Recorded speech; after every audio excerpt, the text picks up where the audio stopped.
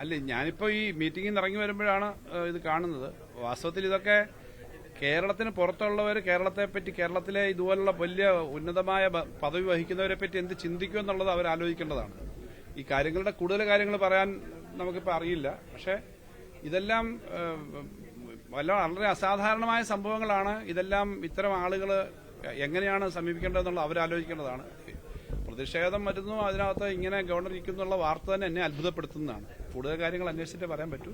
ഇതൊക്കെ ഇതേപോലുള്ള കേരളത്തിന് തന്നെ ഇത്തരം ഭരണഘടനാ പദവിയിലൊക്കെ ഇരിക്കുന്ന ആളുകൾ ഇങ്ങനെ ചെയ്യുമ്പോൾ അവരെപ്പറ്റി എന്താണ് മറ്റുള്ളവർ മനസ്സിലാക്കുക, എങ്ങനെയാണ് ഇത്തരം കാര്യങ്ങളെന്നെല്ലാം അവർ തന്നെ ചിന്തിക്കേണ്ടതാണ്. കൂടുതൽ കാര്യങ്ങൾ അറിഞ്ഞേ പറയാൻ പറ്റൂ. പക്ഷേ ഇതൊരു അത്ഭുതം തോന്നുന്ന കാര്യമാണ്.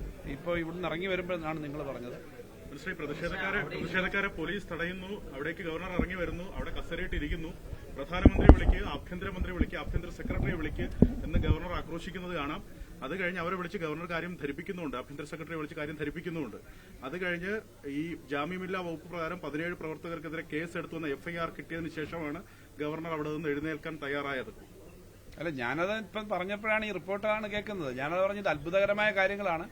നിങ്ങൾക്ക് അത്ഭുതം ഉണ്ടായതുപോലെ കേരളത്തിലല്ല പുറത്തുള്ളവർക്കെല്ലാം അത്ഭുതം തോന്നുന്ന കാര്യമായിരിക്കും. അതൊക്കെ ഇതേപോലുള്ള പദവികൾ വഹിക്കുന്നവർ സ്വയം ആലോചിക്കേണ്ട കാര്യമാണ്. ബന്ധപ്പെട്ടവർ അങ്ങനെ ആലോചിക്കേണ്ടതാണ്. എന്തായാലും കൂടുതൽ അന്വേഷിച്ചിട്ട് കാര്യങ്ങൾ പറയാം. ഇപ്പോൾ ഇതേ ഉള്ളൂ. ഇതിന്റെ ഒരു അതിശയം നിങ്ങളോട് പങ്കുവെക്കുക, അത്ഭുതം നിങ്ങളോട് പങ്കുവെക്കുക എന്നുള്ളതല്ലാതെ എന്താ പറയാനുള്ളത്. മിനിസ്റ്റർ പറഞ്ഞല്ലോ, നേരത്തെ അദ്ദേഹത്തിന് പലവട്ടം പറഞ്ഞിട്ടുണ്ടോ അദ്ദേഹത്തിന്റെ സുരക്ഷ പുറത്തിറങ്ങി നടക്കുമ്പോഴത്തേക്ക് സുരക്ഷയുടെ പ്രശ്നമൊന്നും വന്നിട്ടില്ല. അല്ല, പലപ്പോഴും തടയുന്നു, സർക്കാർ ഇടപെടുന്നില്ല പറയുന്നത്.